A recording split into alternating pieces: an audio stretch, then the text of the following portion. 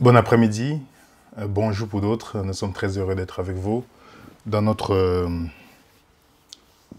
troisième partie sur la face cachée de la musique gospel. C'est un privilège que nous puissions partager ensemble ce sujet. Nous avons reçu beaucoup de messages, euh, beaucoup de questions et c'est toujours un privilège de pouvoir échanger en répondant à vos questions. Et c'est normal parce que c'est un sujet qui fait souvent débat et qui fait aussi polémique parfois et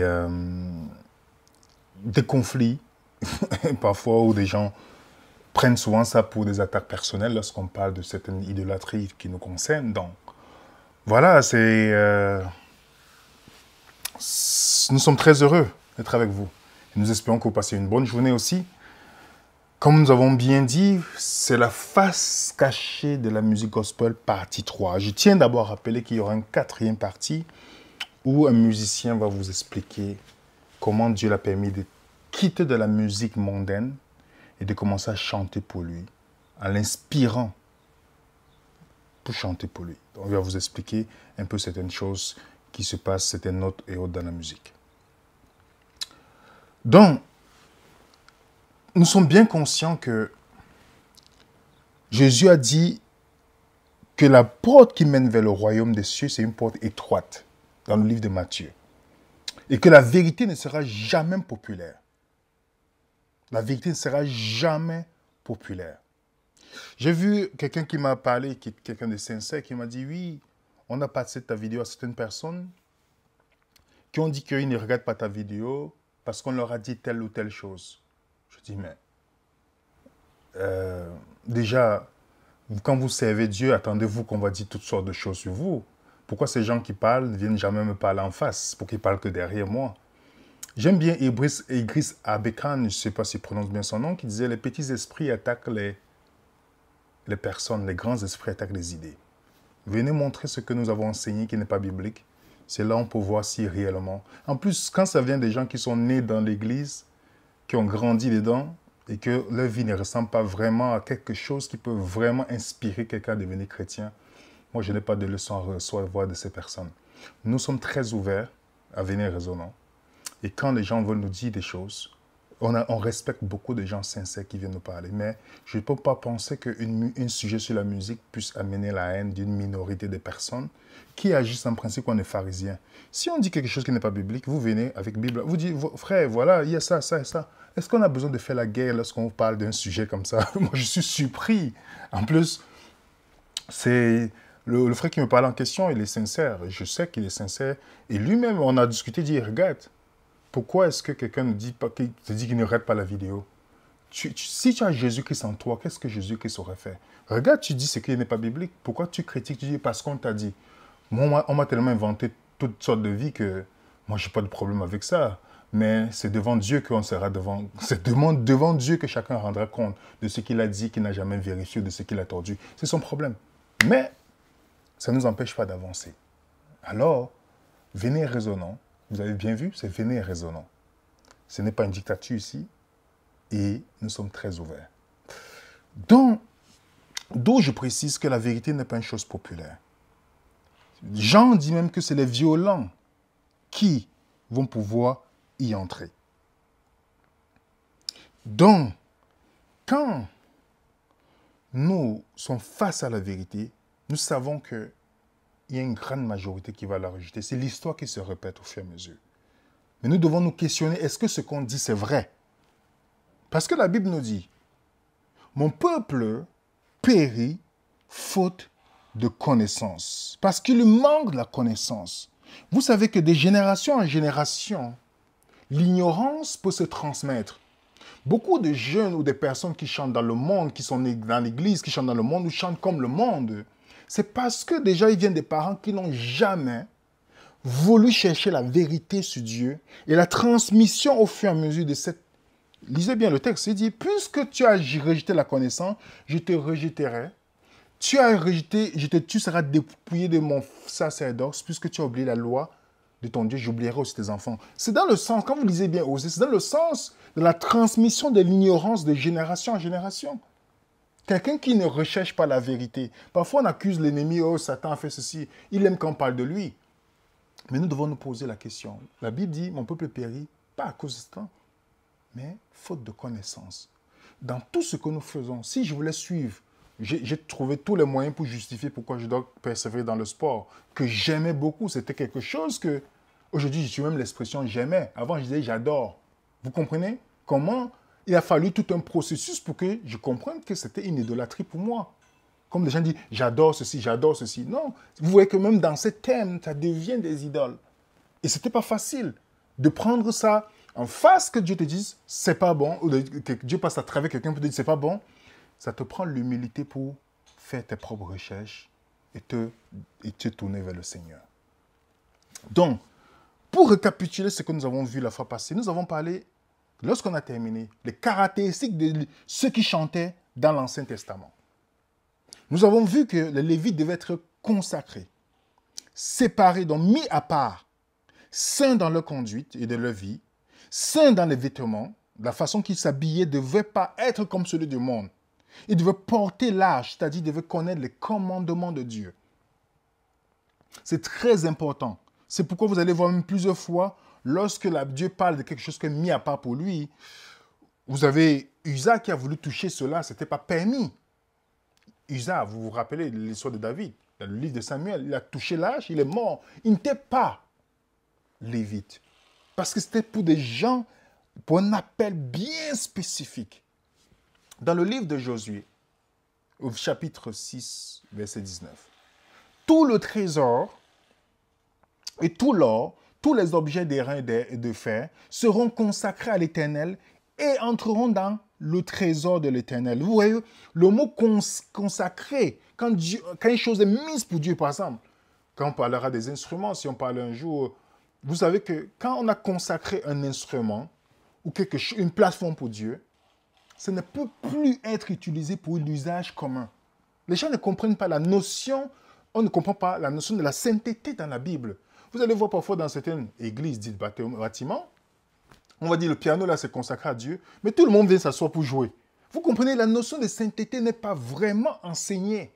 Pour comprendre que seules des personnes qui sont habilitées, c'est pas quelqu'un qui va sortir de nulle part venir toucher quelque chose qui est consacré à Dieu. Le mot consacré, généralement vous allez trouver ça dans la Bible, Kodesh, mis à part, veut dire mis à part, sainteté, consécration. Donc, tout cela était une chose très importante. Et vous savez, dans le Nouveau Testament, vous et moi, nous sommes considérés comme des royaumes de sacrificateurs, avec des fonctions différentes. Apocalypse chapitre 1, qui a fait de nous un royaume des sacrificateurs pour Dieu? Donc pour Dieu, un royaume de sacrificateurs.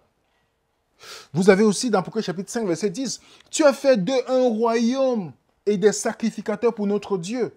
Donc, maintenant, par Jésus, nous sommes tous sacrificateurs, mais de fonctions différentes. Donc, nous sommes tous consacrés, mis à part. C'est pourquoi Pierre, dans 1 Pierre 2, verset 9, il répète ça. Pourtant, il parlait aux païens aussi. Donc, nous sommes mis à part. Nous sommes mis à part. Ça, c'est quelque chose que cette notion-là n'est pas généralement enseignée.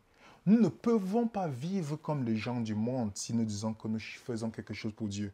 Notre vie doit être totalement différente. Non pas pour montrer qu'on est mieux que les autres, mais parce qu'on a une identité. Je vous ai rappelé, quand vous ne connaissez pas votre identité, vous ne connaîtrez jamais votre mission. Et c'est ça le problème. L'identité conduit à la mission et la mission en retour fortifie l'identité. Je répète. L'identité conduit à la mission et la mission en retour fortifie l'identité. Lorsque beaucoup de gens ne connaissent pas l'identité, ils cherchent l'identité dans tout ce qui se passe dans le monde. Et c'est pourquoi ils ne connaissent pas leur mission. Je connais les gens 40 ans, 50 ans, vous leur posez, quelle est ta mission? Je ne sais pas. Donc, ce n'est pas pour dire qu'ils sont perdus. Moïse a commencé son ministère à 80 ans. Mais, si je ne connais pas ma mission, ça veut dire qu'il y a un problème. Il y a un problème. Aucun produit, Dieu ne fabrique, Il n'y a aucun manufacturier sur la terre qui fabrique une chose sans fixer les origines de cette chose. Et Dieu est le plus grand des manufacturiers. Il est le plus grand des manufacturiers. Avant que Dieu ne crée quelque chose, il fixe les objectifs de cette chose-là. Il fixe les objectifs. Avant de créer le soleil, de Genèse 1, verset 14, il dit, c'est pour présider le jour. Avant que le soleil ne vienne, le but précède toujours l'existence. Le but de quelque chose précède toujours son existence. Donc Dieu, avant de créer le soleil, fixe le but du soleil. Donc avant de vous, c'est moi créé. Jérémie 1, qu'est-ce qu'il dit à Jérémie? Avant que tu sois né, je t'avais déjà établi prophète des nations. Vous voyez ça? Le but précède toujours l'existence. Chaque chrétien doit connaître son but. Si vous ne connaissez pas votre but, posez-vous la question, quelle est votre identité? Si elle n'est pas en Christ, elle sera dans tout ce qui est dans le monde. Ça, c'est une réalité. Parce que la nature aurait dit vide. Vous voyez ce que je veux dire? Si nous comprenons que nous sommes un royaume de sacrificateurs, il y a une mission qui vient derrière. Quand Jésus vous est la lumière du monde, il sait à qui il s'adresse. Parce que le but de la lumière, c'est pour éclairer. C'est pour éclairer. Et c'est pourquoi dans la Bible, les sacrificateurs avaient une mission spéciale. Aucun sacrificateur ne boira ni vin. Lorsqu'il entrera dans le parvis intérieur, ils, comprenez bien l'expression, ils enseigneront à mon peuple, ils devaient enseigner à ceux qui ne sont pas sacrificateurs, hein, à distinguer ce qui est saint de ce qui est profane. Ils feront connaître la différence entre ce qui est impur et ce qui est pur. Ah, vous comprenez? Il ne doit pas boire du vin quand il entre dans le pavillon intérieur. Il doit enseigner au peuple à distinguer deux choses. Ce qui est profane et ce qui est saint. Ce qui est impur et ce qui est impur. Vous voyez déjà que la mission ici, combien de personnes, nous tous sacrificateurs, nous tous, incluant ceux qui chantent, nous devons distinguer, enseigner à ceux qui ne sont pas encore, qui ont encore rejoint la bergerie, dont les non-croyants, ou ceux qui cherchent à distinguer ce qui est saint du profane, de ce qui est pur et impur. Alors si le sacrificateur, le chanteur, se met plutôt à enseigner ce qui est profane, il est en train de faire quoi ici? Le travail de Dieu? Posons-nous la question. S'il ne sait pas montrer la différence de ce qui est pur, ce qui est profane, ce qui est mondain, de ce qui est saint. Ce qui est impur, mondain, de ce qui est pur. Vous voyez déjà? Le sacrificateur doit avoir un esprit clair, ce qu'il ne devait pas boire du vin. Parce que le vin, c'est la fausse doctrine du système Babylone. Et quand on a bu du vin, on n'est pas sobre. Donnez l'étude biblique à quelqu'un qui a bu du vin. Vous pensez qu'il va comprendre? C'est pourquoi beaucoup de gens qui sont souvent dans le rejet quand le monde la vérité, quand le vin est là, ils ne sont pas encore sobres. Ça prend beaucoup de temps pour tomber dans la sobriété et faire de la distinction de ce qu'on nous montre. Et il continue dans Ézéchiel 22, verset 26, il dit, ces sacrificateurs violent ma loi et profanent mes sanctuaires. Les sanctuaires, c'est le temple aussi qui est vous et moi. Ils ne distinguent pas ce qui est saint et ce qui est profane. Ils ne font pas connaître la différence de ce qui est impur et de ce qui est impur et de ce qui est pur. Ils détournent les yeux de mes sabbats et je suis profané au milieu d'eux. Alors combien de fois nous faisons pleurer Dieu en le profanant? Avez-vous vu un sacrificateur, quelqu'un qui chante pour Dieu dans la Bible et qui chante avec les gens qui n'ont pas la même foi que lui? Aujourd'hui, on en trouve beaucoup dans les églises. Ils vont chanter. Aujourd'hui, si c'est le sabbat dans l'église, ils vont chanter. Dimanche, ils iront ailleurs jouer. Vous avez vu ça dans la Bible? Quelqu'un qui a chanté. Ce n'est pas que ceux qui disent dimanche ou un autre jour sont perdus. C'est que vous n'avez pas la même perception de la connaissance de Dieu. Sauf si vous êtes dans le vin de Babylone, que vous ne faites pas la distinction. Il n'y a aucun chanteur lévite dans la Bible qui partait chanter pour les Baals et revenait chanter pour Dieu. Qu'est-ce qu'il devait faire? Montrer au peuple de faire la différence. Mais aujourd'hui, qu'est-ce qu'on voit? Qu'est-ce qu'on voit? Je vais vous donner un exemple de deux jeunes. Nadab et Abihu. Qu'est-ce qu'ils ont fait? Ils ont amené le feu étranger devant l'Éternel. Le feu étranger. Dieu avait déjà donné un feu, mais ils ont amené un feu étranger. Dites-moi, Est-ce que le feu qu'ils ont amené était différent du feu de Dieu chimiquement? Ils avaient peut-être les mêmes composés. Mais la différence, c'était le feu de Dieu. L'autre, c'était le feu étranger. Et qu'est-ce qui s'est passé? Ils sont morts. Parce qu'ils ont décidé de sortir de la protection de Dieu. Qu'est-ce qui se passe? Lévitique 10 nous dit, Moïse dit à Aaron, c'est ce que l'Éternel a déclaré lorsqu'il a dit, je serai sanctifié par ceux qui s'approchent de moi, je serai glorifié en présence de tout le peuple. Vous comprenez? Est-ce que vous voyez ce que ça veut dire ici? Dans la Bible, ceux qui ont pris, vous vous rappelez Daniel chapitre 5, il a pris les choses saintes, il les a rendues profanes. Belshazzar. Et quelle était sa fin? Il a pris les choses saintes, les choses qui étaient consacrées à Dieu. Il les a, dans son festin, les a rendues profanes et son jugement a été clair. Il a décidé de rejeter Dieu. En montrant encore devant toute l'humanité comment il sabote tout ce que Dieu considère saint. Tous les ustensiles du sanctuaire. Je ne sais pas si vous comprenez. Ça peut aller très loin. On n'est pas seulement dans la musique ici. Ça va dans le sens large de toutes les choses. Si on a l'occasion d'étudier sur la question. Mais combien d'entre nous, combien de personnes qui chantent dans les églises, que lorsqu'ils voient cela, ça les énerve dans le cœur. Ils chantent la musique du monde, les titres du monde, ils chantent pour le monde, ils prennent les choses du monde pour les amener, les rythmes du monde, ils amènent pour chanter pour le peuple de Dieu. Vous savez que quand on a pris une certaine responsabilité, c'est très dangereux.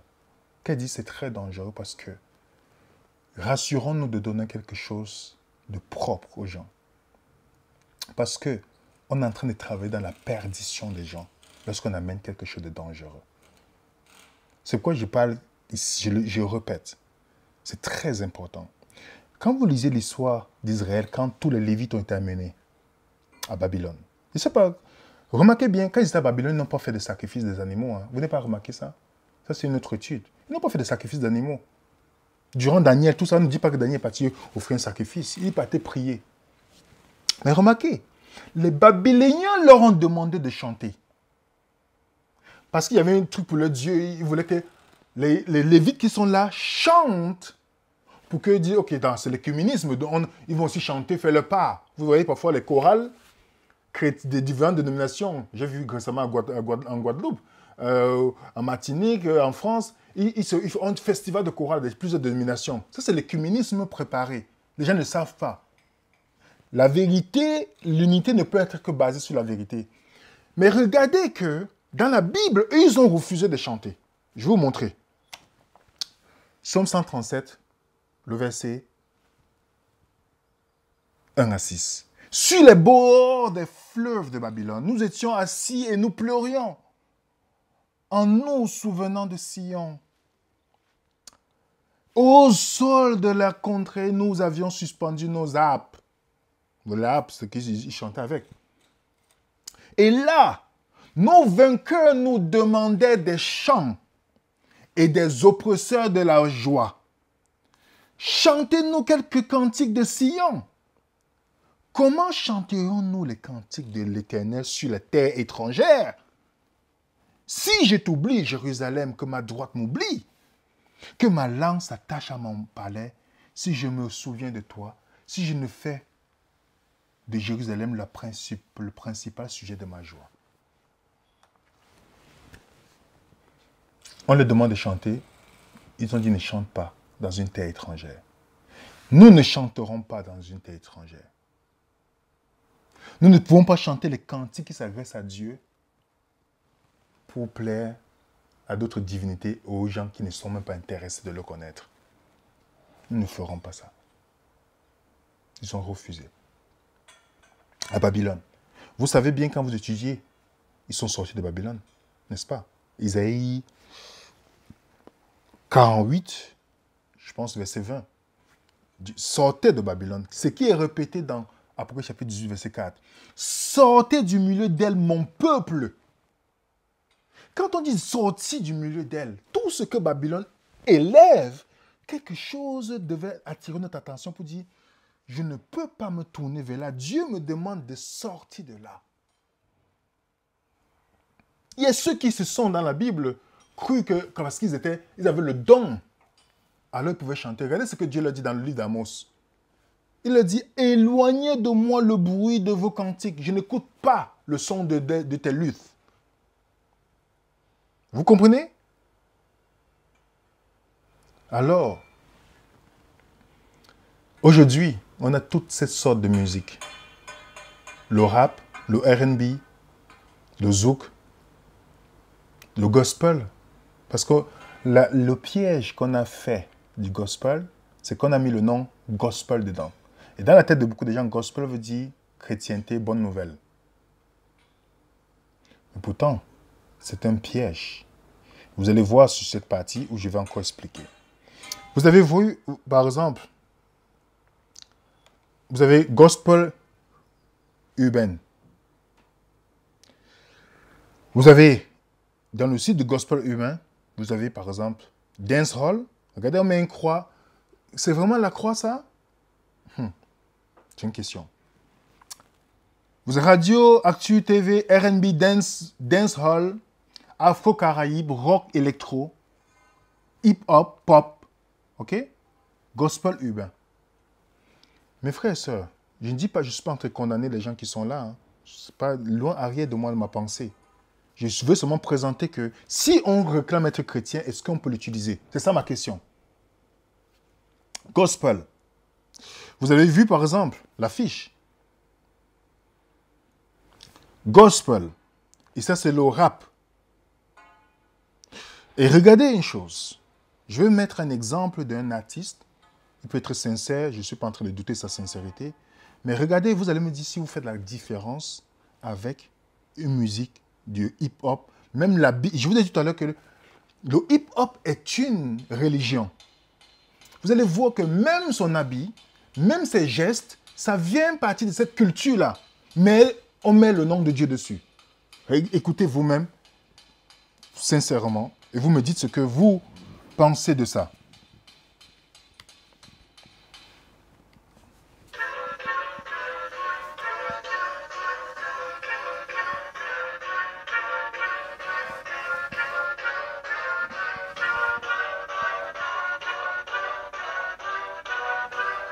Kika, j'ai le nom de l'opération.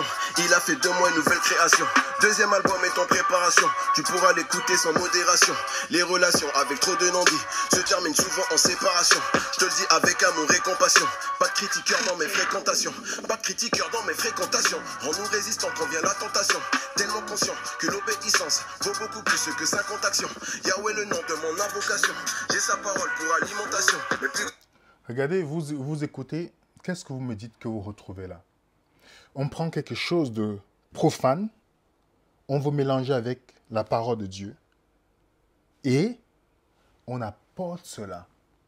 Alors le chrétien qui n'est pas né de nouveau, qui est encore faim des choses du monde, va penser qu'il est en train de chanter pour Dieu, mais en même temps, ça lui rappelle les rythmes du monde. Pourquoi la Bible dit que dans Jean 3, verset 6, celui qui est né de la chair est né de chair, celui qui est né d'esprit est né d'esprit? Pourquoi on parle de ça? Si quelqu'un en Christ, il est une nouvelle créature. Les choses anciennes sont passées. Voici, toutes choses sont devenues nouvelles. Qu'est-ce que ça veut dire? À moins que la Bible soit de la croix on jette, qu'est-ce que ça veut dire pour le chrétien? Si c'était le cas, pourquoi Dieu dit à Abel? L'Éternel portait un regard favorable sur Abel et sur son offrande, mais ne porta pas un regard favorable sur Caïn et son offrande. Ok? Lequel de vous fermera les portes du temple pour que vous n'allumiez pas en vain le feu sur mon autel? Je ne prends aucun plaisir en vous, dit l'Éternel des armées. Les offrandes de votre main ne sont point agréables. Matthieu 15, verset 9. C'est en vain qu'ils m'honorent en enseignant les préceptes qui sont des commandements d'hommes. La Bible est très claire. Dieu rejette l'adoration des gens qui ne rentrent pas dans ses plans. Sinon, Dieu devait dire, je vais accepter ce que Caïn m'a donné. Pourtant, nous offrait aussi les légumes dans le temps. Mais pour l'expiation, Dieu avait donné une chose précise. Mais Caïn voulait prendre ce qu'il veut pour que Dieu s'adapte à lui. Pourtant, c'est lui qui devait s'adapter à ce que Dieu a donné. Et beaucoup d'entre nous, on offre le sacrifice de Caïn à Dieu et non celui d'Abel. C'est ce que Dieu a demandé. Je n'ai jamais vu dans la Bible Dieu changer sa parole ou Jésus changer sa parole pour adapter ça aux gens. J'ai plutôt vu dans la Bible Jésus qui changeait des gens pour les adapter à ses principes. Je répète, je n'ai jamais vu dans la Bible Jésus qui changeait ses principes pour l'adapter aux gens. J'ai plutôt vu Jésus qui transformait les gens pour les adapter à ses principes. Deux choses différentes. Deux choses différentes. Donc, on a ces personnes qui viennent mélanger. On a vu la fois passée, il a clairement expliqué qu'il a mélangé le hip-hop et la musique chrétienne. Il l'a dit. Pour ceux qui n'ont pas vu, allez voir la vidéo précédente. Et Kirk Franklin, qui a influencé beaucoup de jeunes que nous voyons dans ces églises, il est produit par la maison Sony. Je ne sais pas si c'est maintenant encore. Depuis 2004, j'ai regardé la maison Sony. Ok, vous êtes produit par la maison Sony. Regardez, maison Sony. Qu'est-ce que la maison Sony produit quel artiste? Beaucoup de grands artistes dans le monde. Et vous savez que ce n'est pas contrat. C'est un contrat. Quand vous signez une maison, c'est un contrat. Le contrat, c'est qu'il doit supporter, encourager tous les artistes qui sont dans la maison Sony et qui chantent contre Dieu. Quand tu signes un contrat, la Bible dit de ne pas se lier. De ne pas se lier. Mais il se lie dans les maisons de Dieu. Vous pensez que c'est pour Jésus qui va chanter? Déjà, sa musique le prouve. Ce n'est pas pour Jésus qui va chanter. C'est pourquoi ils n'ont pas de problème de chanter avec les artistes du monde. D'être produit. Ou son mari, le mari de Tasha Cobb, qui est aussi un producteur. Regardez les gens qui produisent aussi. Allez vérifier vous-même. Vous avez Trace Gospel, le PDG de Trace, Olivier Laouchez, excusez-moi si je prononce mal son nom, qui détient tout ce que vous voyez là de Trace. Lui-même dit, Olivier Laouchez, 45 ans, compte franchir cette année les 12 millions de chiffres d'affaires. Le fruit de sa persévérance, dit-il, d'un coup de pouce venu des États-Unis où l'on a osé parier sur le projet il y a 8 ans. Sa chaîne de télé Trace TV, dédiée au rap R&B et autres musiques urbaines, est diffusée dans 150 pays, compte 20 millions d'abonnés, dont un bon tiers en France, ce qui est en fait une deuxième chaîne de clips de l'Hexagone. Et vous pouvez aller vérifier. Trace Gospel appartient à qui? À lui. Trace Gospel. Gospel n'est que partenaire du groupe Trace. Et vous savez la musique que Trace véhicule. Il fait du business. C'est pas, vous savez, vous pouvez voir par exemple dans les affiches de leur compte Instagram ou sur Twitter, on met Jésus-Christ le fresque. Vous avez vu, je ne vous conseille même pas de voir. C'est une insulte à Jésus. Déjà, Jésus n'a pas de longs cheveux. C'est une insulte à Jésus. Mais on va présenter un Christ.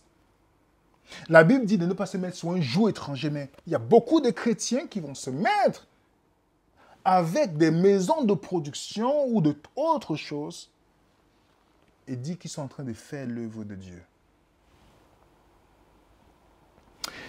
Et on vous présente un Jésus dont on se moque. C'est pourquoi, vous pouvez voir les affiches, Trace Gospel partout, Trace Gospel, Trace Gospel. Il faut rejoindre aussi la communauté chrétienne. On a fait le R&B et autres, Afrique et autres. Il faut rejoindre la communauté chrétienne maintenant. Au point, ils ont fait récemment qu'ils ont annoncé Snoop Dogg, le nouveau pape du gospel.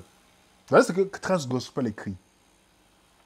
Sur notre Facebook maintenant, le déchaînement des émotions auxquelles nous assistons depuis plusieurs semaines sur les réseaux sociaux, exposant des artistes chrétiens, ciblés par les critiques parfois violentes sur les collaborations avec les artistes profanes. Ah, ils savent faire la distinction. Est-il légitime? Assistons-nous au dévouement des artistes gospel ou de la radicalisation inquiétante des chrétiens? Ah, waouh! Donc, ne pas écouter ces musiques, vous êtes radical. Vous savez que le mot radical, c'est un mot positif. Radical, c'est retour à la racine. Mais pour eux, vous êtes radical. Donc, vous êtes mauvais puisque vous voulez fonctionner selon la Bible. Et pourquoi vous avez des abonnements des choses comme ça? Allez lire l'article. Ils prennent la défense des gens du monde que même de Jésus-Christ. Ils défendent. C'est comme ça, généralement, dans le christianisme moderne aujourd'hui. Les gens défendent même une institution, un bâtiment, des personnes même que Jésus-Christ, la vérité qui est en Jésus-Christ. Ça montre que ce n'est pas Jésus-Christ qui est le centre de leur vie. C'est le Dieu qui défend et non Jésus-Christ. Donc, Snoop Dogg chante du gospel. On a parlé de lui dans la vidéo, la deuxième vidéo. La première même, je ne sais pas si je ne me trompe pas. Snoop Dogg se lance dans le gospel. Signos Levé l'a déjà dit. Il a grandi dans l'église comme beaucoup de personnes. Déjà parce que le gospel n'est pas étrange à Snoop Dogg, comme le rappelle France Info. L'artiste s'est fait connaître par le rap, mais c'est bien dans une église qu'il a commencé à se produire. Enfant, il chantait et jouait le piano pour l'église baptiste de son quartier à Long Beach, Los Angeles. Aussi parce que ce n'est pas la première fois que Snoop Dogg s'aventure dans un nouveau genre artistique. En 2013, c'est vers le reggae qu'il s'est tourné pour son album Reincarnate. À l'époque, il avait même changé de nom pour Snoop Lion. Le rappeur Snoop Dogg réussit sa dernière mue en prêtre gospel sur Bible Love. Snoop Dogg se met au gospel et prépare un album Tout Amour. L'annonce le mois dernier a fait bien glousser dans certaines chaumières. La dernière lubie du rappeur américain n'avait pourtant rien d'une blague. Le double album Bible Love est sorti vendredi. Il contient 32 chansons dédiées au Seigneur sur lesquelles il n'est pas interdit de danser. Intéressant. On peut voir, comme il dit, moi et le Seigneur, on a un arrangement, on a une mission pour Dieu. Comprenez bien, on est en mission pour Dieu. Vous allez comprendre. Satan-on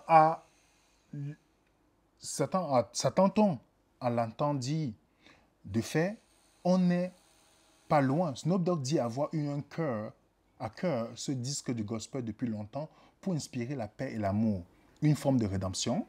Il y a tellement de haine dans le monde actuel. Comprenez bien son but. Hein? Avait-il dit dans la présentation à la presse d'une douzaine de titres à Los Angeles à l'automne dernier, je pourrais facilement sortir un album de haine. Mais celui-ci pèse davantage parce que c'est de l'amour. Ok, très intéressant. Snoop Dogg laisse briller ses voix dans du gospel et du R&B. Ok, on commence à comprendre. Venons à la musique. Eh bien, elle tient bien la route et secourra bien des préjugés. En réalité, notre rappeur n'est présent qu'en pointillé sur Bible of Love. Intervenant sur des petites dizaines de titres, son travail est plutôt celui d'un concepteur et d'un grand ordonnateur. Il a en effet réuni sur ce double album les pointus du gospel, notamment Clark Sisters, encore quelque chose à ne pas écouter, Slay, Ty, tous ces noms-là que vous voyez. Donc, qu'est-ce qu'il a fait alors? Écoutez l'exemple pour vous dire si réellement c'est du gospel. Écoutez, mes frères et sœurs. Ça, c'est, avant d'écouter, ça, c'est lorsqu'il est parti dans la National Islam. Assalamu alaikum. First of all, I want to say that this is my first Savior's Day, and I'm very, very honored to be here. Je suis très honoré d'être ici. Là, salut en arabe. Je représente la communauté du hip-hop et la communauté noire.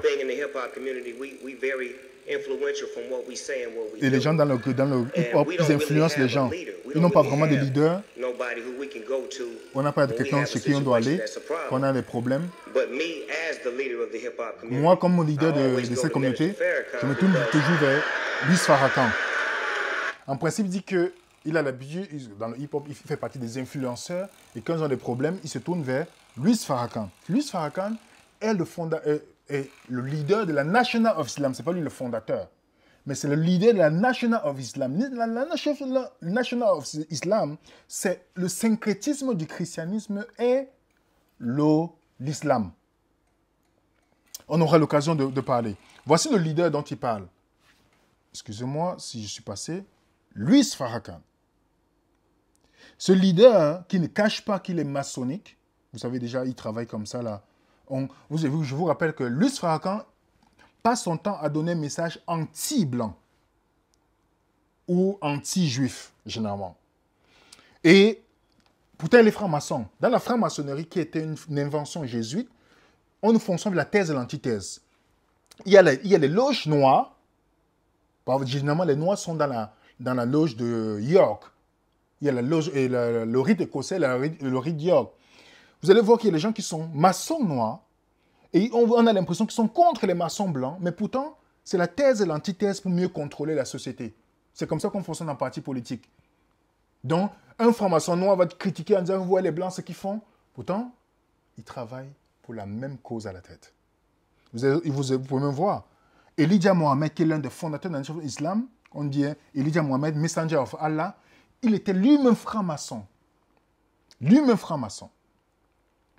Et vous savez comment la notion de fraternité, ce n'est pas là mon but. Quand je parlerai de la franc-maçonnerie, le lien avec le hip-hop, vous allez comprendre pourquoi il y a un lien étroit. On aura l'occasion, si Dieu me permet. Voilà la chanson de notre cher artiste du gospel. Écoutez bien.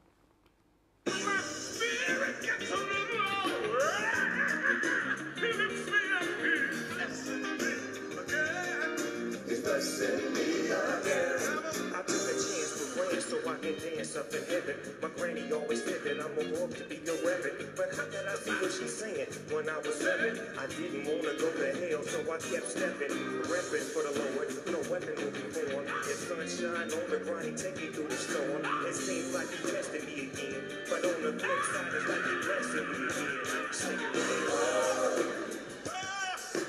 Ça, c'est la musique gospel. Ça, c'est la musique Ça, c'est la musique de Dieu.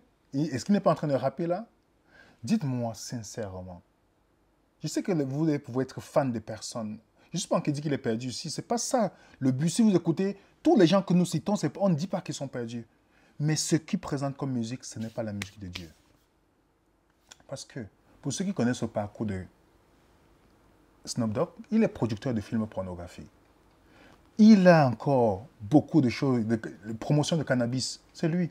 Regardez ces dernières émissions qu'il a faites. On en a parlé rapidement quand on a fait la deuxième partie. Et regardez sa chanson où il montre quand il a vendu son âme au diable. Quand on a donné, on veut vraiment chanter pour Dieu. Réellement, ce n'est pas ce qu'on va produire. Et sa musique, vous connaissez cette chanson pour ceux qui ont... Dans cette chanson, il raconte comment il a donné sa vie à l'ennemi. Je vais traduire après. As I look up at the sky, my mind starts tripping, a tear drops my eye. My body temperature falls. I'm shaking, and they breaking, trying to save the dough. Pumping on my chest and I'm screaming.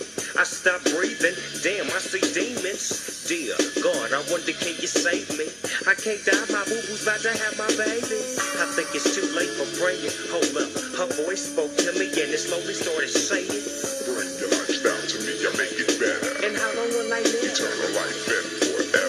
Or will I be the G that I I'll was? make your life better than you can imagine or even dreamed of. So relax your soul, let me take control. Close your eyes, my soul. My eyes are closed. Dans cette chanson, il raconte comment il a vendu son âme au diable. Je vais vous donner quelques paroles pour que vous voyez vous-même sur l'écran. Il dit, le regard dirigé vers les cieux, mon esprit commence à triper, une larme coule de mes yeux, la température de mon corps est tombée, je tremble, ils font tout pour sauver le dog. Les électrochocs me font hurler, j'ai arrêté de respirer, je ne vais pas prononcer le nom, je vois des démons s'approcher. Cher Dieu, je voudrais tellement que tu puisses me sauver. Je ne veux pas mourir. Mabo va bientôt accoucher. Je sais qu'il est trop tard pour prier. J'allais abandonner quand une voix s'est mis à me parler et me dit lentement, donne-moi ta vie, je ferai quelque chose de meilleur. Combien de temps je vivrai, tu auras la vie éternelle. Je serai toujours le gangsta que j'étais avant. Je te rendrai la vie plus agréable que tu ne peux l'imaginer et le rêve ou la rêver. Alors relaxe ton esprit, laisse-moi prendre le contrôle. Ferme les yeux, mon fils, et mes yeux se sont fermés. C'est ce que Satan disait dans son clip. Qu'il a promis à Adam, la vie éternelle. C'est ce qu'il a promis aussi à Snoop Dogg. Il raconte, beaucoup d'artistes ont toujours une chanson où ils racontent leur deal. S'il fait une présentation sur chaque artiste, je peux vous montrer chaque artiste où il parle de tous chacun, comment ils ont fait à un moment donné le deal avec les Rihanna, Beyoncé. Ils ont toujours un clip où ils expliquent le deal. Et c'est pourquoi je vous ai dit l'autre fois que dans le hip-hop, la fois passée, on avait vu comment il disait que le but c'était de rendre les chrétiens comment? Transformer les chrétiens en pécheurs certifiés. C'est exactement. Et on a vu que qu'est-ce qu'ils vont faire? Ils sont en mission. Il a mission pour Dieu, mais pas le Dieu que vous connaissez dans la Bible, mais il a mission pour le Dieu de ce monde. Pour rendre tous ces chrétiens encore résistants, pour les amener au fur et à mesure. Parce que l'ennemi connaît le piège de la musique. Comme son collègue qui se prend toujours pour Dieu, qui a bien dit dans un concert qu'il a vendu son âme au diable.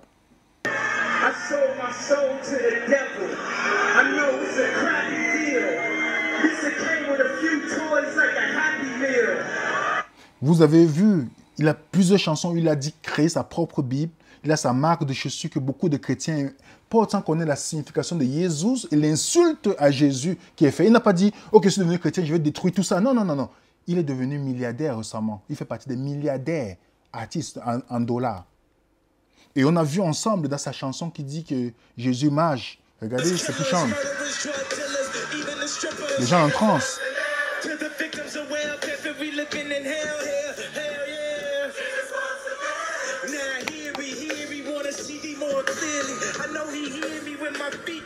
Donc ça, c'est le christianisme aujourd'hui, moderne. Et les gens m'ont dit, mais tu es radical, tu trouves ça vraiment bizarre. Pourquoi tu viens, mais on peut quand même s'amuser. Je n'ai pas dit que vous ne devez pas vous amuser. Mais si vous comprenez la grande controverse dans laquelle nous vivons, vous allez comprendre que l'ennemi est malin. Il a été chassé du ciel avec toute sa sagesse. Ça fait 6000 ans, plus de 6000 ans qu'il a étudié l'être humain. Donc ne pensez pas que, quand on dit dans Apocalypse chapitre 12, au verset 12, qu'il est chassé sur la terre, animé d'une grande colère, pourquoi on dit malheur à la terre? Satan est descendu animé d'une grande colère. Quelqu'un on dit sachant qu'il a peu de temps. Donc il n'a pas de repos, il n'a pas de sabbat. Donc il va faire tout pour travailler d'une manière rapide parce que son but c'est de perdre au maximum des gens. Donc quand vous voyez la collaboration des artistes que vous vénérez chez vous, en disant que c'est des artistes chrétiens qui gagnent le même prix que les gens du monde, qui, vous avez vu Yona Adams que j'ai parlé l'autre fois, qui chante avec les artistes du monde, j'ai parlé de Donny McLean l'autre fois, sachez seulement comme la Bible dit, vous les reconnaîtrez à leurs fruits. Vous les reconnaîtrez à leurs fruits. C'est le fruit, pas leur talent. C'est le fruit que vous allez voir, que vous allez reconnaître si c'est des gens qui sont en mission pour l'ennemi. Donc, quand vous les voyez, les stars maniaques, comme vous les regardez, comme pour certaines personnes, parce que moi, je n'ai pas le temps à regarder ces personnes, ils ont créé récemment un mouvement pour pouvoir distraire les chrétiens. Ah, j'ai vu des chrétiens partager. Et c'est ça l'hypocrisie. J'ai vu des chrétiens de toutes les dénominations, je ne vais pas citer les dénominations ici, partager. Oh, voilà la musique chrétienne. Oh, ils ont fait sur Zoom. Comme c'est la mode aujourd'hui, Zoom, je ne sais pas. Mais regardez une chose. Ces gens-là savent comment ils vont nous distraire. Ils sont là pour nous distraire. Pour qu'on nous connaisse. Le but, ils ne sont pas là pour chanter pour Jésus-Christ. Dans l'affiche que vous voyez, c'était un festival puisqu'on a le festival, je vais venir là-dessus tantôt. On a un artiste qui monte aujourd'hui, que beaucoup de jeunes adulent aujourd'hui, Jonathan McReynolds. Vous allez voir beaucoup de personnes partager en disant « Oh, il a sorti un nouvel album ». Mais ces gens ne vont jamais partager la parole de Dieu. Ils vont partager comme ce que je vous ai montré tantôt. Oh, ils partageaient, mais quand c'est la parole de Dieu, non. Comme ça ressemble au monde.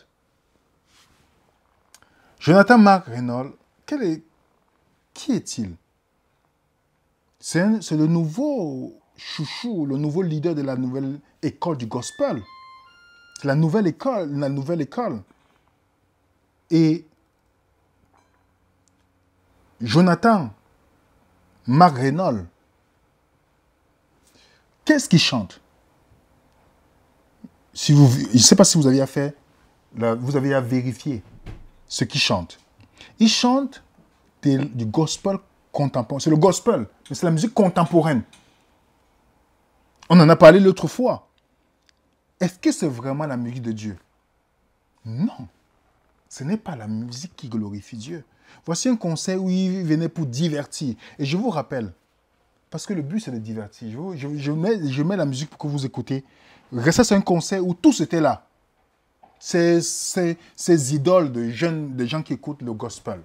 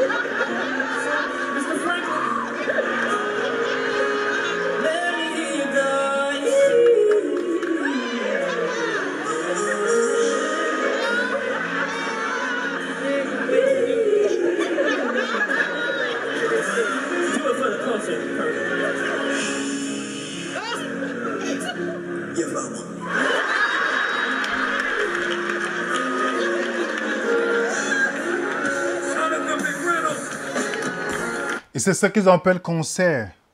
Concert où réellement c'est juste pour divertir les chrétiens. Pour divertir les chrétiens. Et ils gagnent les titres du monde. Vous voyez, ils passent de la BET. Vous voyez, quand le monde reconnaît ce qu'il y a à lui, ils font des concerts, ils gagnent les prix. Et vous savez que la Bible nous dit deux personnes ne marchent pas ensemble s'ils ne sont pas en accord. Jean 15, verset 19 dit, si vous étiez du monde, le monde aimera ce qui est à lui. Mais parce que vous n'êtes pas du monde et que je vous ai choisi du milieu du monde, à cause de cela, le monde vous haït. Satan sait très bien. Il était chassé du ciel. Il a traîné le tiers des étoiles avec lui. Vous, artistes du gospel que vous m'entendez, il veut que vous reproduisez la même chose parce que il veut que vous portez de vos mains le sang de plusieurs à cause de votre musique. Il était talentueux dans le ciel, n'est-ce pas? Est-ce que Dieu l'a gardé? Non. Il a montré qu'il ne veut pas vivre à la présence de Dieu. On a dit, prends la porte, mon cher. Il était talentueux, mais ça ne l'a pas maintenu là. Le talent ne suffit pas. Déjà, vous le reconnaîtrez le fruit. Mais maintenant, je vais vous poser une question simple. Est-ce que dans le Nouveau Testament, vous avez vu un concert? Il n'y a pas eu de concert dans le Nouveau Testament. Je vais vous expliquer pourquoi. Ça vient d'abord de notre perception d'église. Beaucoup de gens pensent que l'église, c'est le bâtiment. Ça va choquer beaucoup ce que je vais dire, mais je veux dire la vérité bibliquement. Si j'ai tort, dites-nous qu'on a tort bibliquement. Je vais vous expliquer d'abord c'est quoi l'église et vous expliquer quel était le but, quelle était la mission de l'église et pourquoi dans l'église primitive, il n'y avait pas de concert. La notion de concert aujourd'hui qui vient du monde, et que beaucoup de chrétiens font concert, vous allez voir qu'il y a un concert de gospel. Il y a beaucoup de gens qui sont là. Quand on dit études bibliques, il y a peu de personnes. Qu'est-ce qui les attire? Vous comprenez maintenant. Je vais vous expliquer. Qu'est-ce que qu'est-ce que l'Église? Le bâtiment? Christianity Today nous posait la question dans un article. Pourquoi et quand les chrétiens ont commencé à construire les structures spéciales pour adorer? Faites vos recherches. C'est Constantin qui a changé la chose. Quand vous lisez l'article, avant, l'église était dans des maisons. Et c'était difficile à les persécuter parce qu'ils partaient de maison en maison. Et l'église grandissait d'une manière exponentielle. L'ennemi a inspiré Constantin pour dire que, ok, on persécute l'église. Et c'est comme ça que l'église est devenue bâtiment, plus de persécution. Je vous lis quelques historiens qui ont étudié en profondeur la question. Je vais citer certains parce que je pouvais citer plusieurs. Voilà ce qu'un autre dit. Constantin fit construire des édifices élaborés et les églises auparavant intimistes se transformaient en institutions. Les habitudes commençaient à prendre le pas sur les personnes. La rencontre devint plus importante que le ministère. Au lieu que les églises soient un lieu où disparaisse la solitude, elle devient un lieu où celle-ci commença. Dans le cas des églises de foyer, la participation de tous était considérée comme normale. À la différence de l'atmosphère de régnant dans les congrégations élargies, au sein des petites structures, les gens pouvaient prendre la parole et partager la parole avec audace. Mais cela devint impossible au sein de vastes assemblées. Ce fut le début de l'agonie de l'église vivante et chaleureuse. Quand l'église déménagea des salons, des maisons particulières pour se transférer dans des bâtiments gérés par une équipe professionnelle, elle perdit son élan. Il continue, dit, le clégiat retira les Écritures des mains du peuple. Vous comprenez maintenant? Et ne lui permettant pas de lire la parole pour lui-même. Un tel environnement d'adoration provoqua la mort spirituelle de nouveaux arrivants. Plus aucune structure n'exista pour nourrir la croissance spirituelle. Les membres des congrégations locales devinrent faibles et froids. Les membres non chargés de prédication devinrent des laïcs. Un concept que l'on ne retrouve nulle part dans la Bible. Les Écritures mises hors de portée du peuple, les prédicateurs, pasteurs se mirent à exercer une autorité théologique. Sans la parole de Dieu pour les aiguiller, les membres deviennent passifs dans le ministère, et les bâtiments de l'église deviennent un théâtre, les pasteurs deviennent des acteurs, et les dîmes et offrandes deviennent les droits d'entrée. Donc, il n'y a plus de différence entre celui qui part au cinéma et celui qui est à l'église, parce qu'il devient spectateur. Et c'est le pasteur ou le prédicateur, whatever, comme vous pouvez dire, qui devient l'acteur principal, ou les chanteurs. Donc, il y a une personne qu'on met à la chair devant. Quand vous regardez dans la Bible, voilà plusieurs références où l'église était dans la maison, à l'église qui est dans la maison, à l'église qui est dans la maison. Parce que dans l'église qui était dans la maison, la Bible nous dit, vous êtes comme les pierres vivantes édifiées pour former une maison spirituelle dans 1 Pierre 2, versets 4 à 5. Nous sommes le temple de Dieu. Là où 2 ou 3 sont réunis, je suis présent, Jésus l'a dit dans Matthieu 18.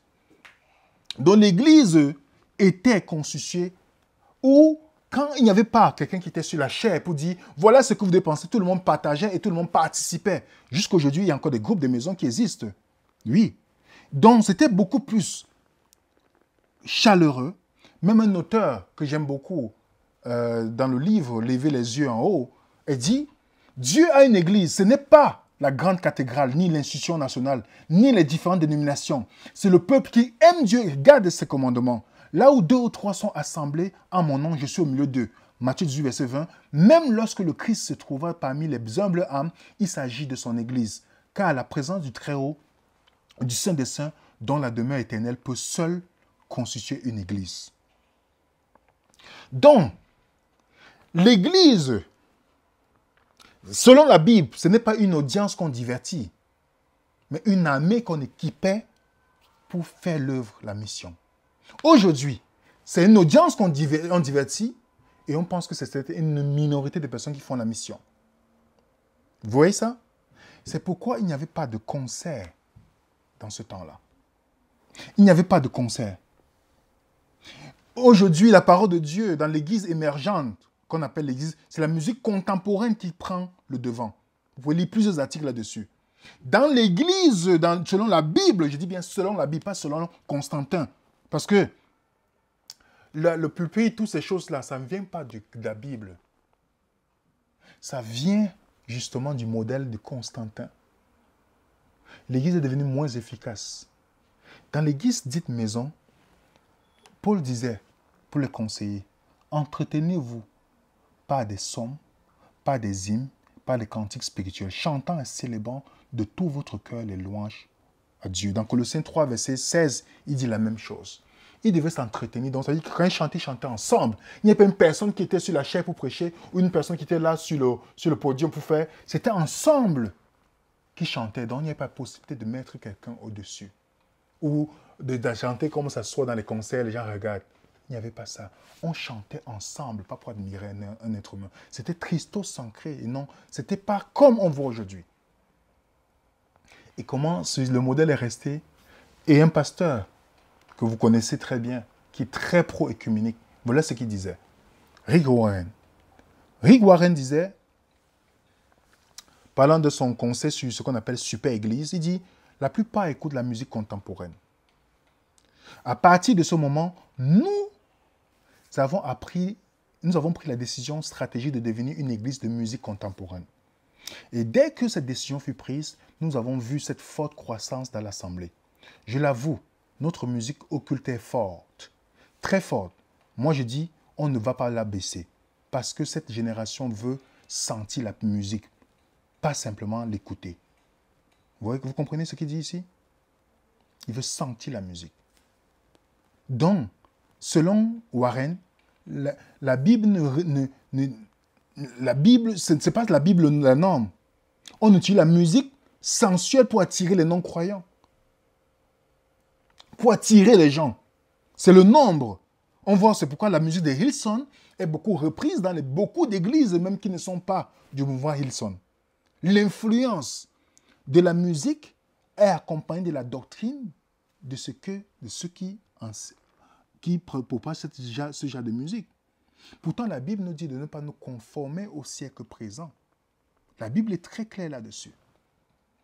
Elle est très claire là-dessus. Donc, voici un autre qui est aussi influencé tout le mouvement. Je vous rappelle que les États-Unis, c'est un grand centre d'influence dans le monde. Lui, il s'appelle T.D. Jakes. Vous le voyez avec les... Pour ceux qui savent ce que Oprah professe comme christianisme, c'est le New Age. Juste pour vous rappeler, dans une vidéo où elle explique, je vais passer la vidéo et puis je vais seulement faire le résumé de ce qu'elle dit dans la vidéo, avant de continuer avec T.D. Jakes. It's really opened my eyes up to a new way of thinking, a new form of spirituality that doesn't always align with the teachings of Christianity.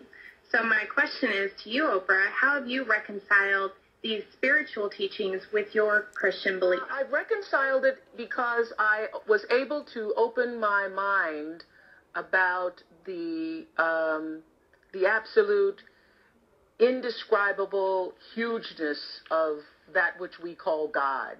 I took God out of the box because I grew up in the Baptist church and there were, rules and, belief systems and doctrine. And I happened to be sitting in church in my late 20s, and I was going to this church where you had to get there at, 8 o'clock in the morning, or you couldn't get a seat, and a very charismatic minister, and everybody was just, into the sermon. And this great minister was preaching about how great God was and how omniscient and omnipresent and God is everything. And then he said, and the Lord thy God is a jealous God. And I was, caught up in the rapture of that moment until he said jealous. And something struck me. And I was like, I think about 27 or 28. I was thinking, God is all, God is omnipresent, God is all, and God's also jealous. God is jealous of me. And something about that didn't feel right in my spirit, because I believe that God is love and that God is in all things. And so that's when the search for something more than doctrine started to stir within me. And I love this quote that Eckhart has. This is one of my favorite quotes in chapter 1, where he says, "Man made God in his own image, the eternal, the infinite and unnameable, was reduced to a mental idol that you had to believe in and worship as my God or our God. Jesus says you are the light of the world. It means you are the consciousness in which the world appears, is seen. So you believe what happens to us at death when the body dies? You don't have a belief. I don't give it any thought. You don't. God, in the essence of all consciousness, isn't something to believe. God is. Yes. God is. And God is a feeling experience, not a believing experience. Je veux couper court ici parce que je ne vais pas me focaliser sur elle. La dame lui pose la question, comment tu réconcilies ton christianisme avec les nouvelles façons de penser? Oprah lui dit, oui, j'étais dans l'église à Baptiste, un jour, quelqu'un parlait, elle a dit que Dieu est un Dieu jaloux. Après, elle a dit, ah, Dieu est jaloux de moi. Elle a dit, j'ai sorti Dieu de la boîte, et puis elle a commencé à comprendre que Dieu est éternel, il a dit, Dieu est en tout. Ça, c'est le panthéisme. Déjà, Oprah, c'est l'une des gourous du New Age, pour ceux qui ne connaissent pas vraiment cette femme. Elle n'est pas là comme les Noirs parfois disent « Ah, c'est une femme noire qui a réussi ». Non, non, non, oubliez ça. Je sais que bien qu'on aime toujours s'identifier à des personnes, mais elle n'est pas là pour aider. Je vous le dis. C'est le gourou du New Age. Le panthéisme qu'elle amène est nocif.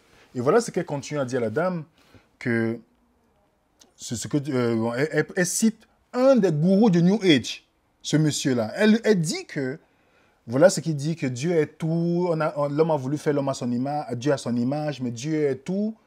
Et dans la discussion qu'elle parle avec ce monsieur-là, justement, qui lui parle dans la vidéo, qu'est-ce qu'il dit? Le monsieur dit qu'il, par rapport à la mort, la vie après la mort, il dit qu'il ne sait pas. En principe, pour dire qu'il ne sait pas. Et Oprah dit que Dieu, c'est ce que nous croyons. Si nous croyons quelque chose, c'est que c'est Dieu. Ça, c'est un point. Et pour terminer, dit, Dieu n'est pas quelque chose qu'on croit, believe experience, c'est pas quelque chose que nous croyons comme une doctrine, un enseignement, mais c'est quelque chose que nous ressentons.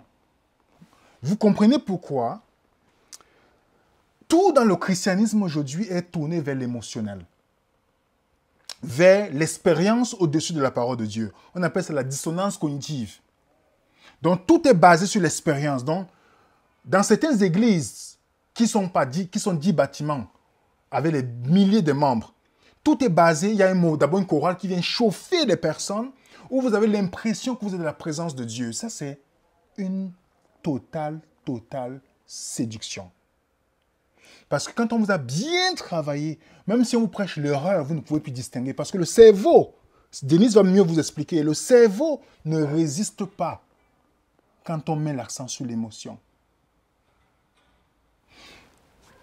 T.D. Jakes, qui aussi pro-chorale, pro toutes ces choses-là, c'est les gens qui ont influencé, qui influencent même beaucoup de prédicateurs. Je peux dire, tous les prédicateurs que vous voyez en Europe, tous ceux qui ont les grandes églises, ils ont pris et suivi les leçons de ces personnes-là pour pouvoir aussi faire de l'argent derrière les gens. Voilà ce que ce monsieur dit. Écoutez bien, et c'est exactement ce que tous ces prédicateurs que vous connaissez avec les noms, je ne veux pas citer leurs noms ici, en France, au Congo, en Côte d'Ivoire, tout ça, tout ce que vous connaissez, suivent le modèle. Et voilà pourquoi est-ce qu'ils deviennent de plus en plus riches.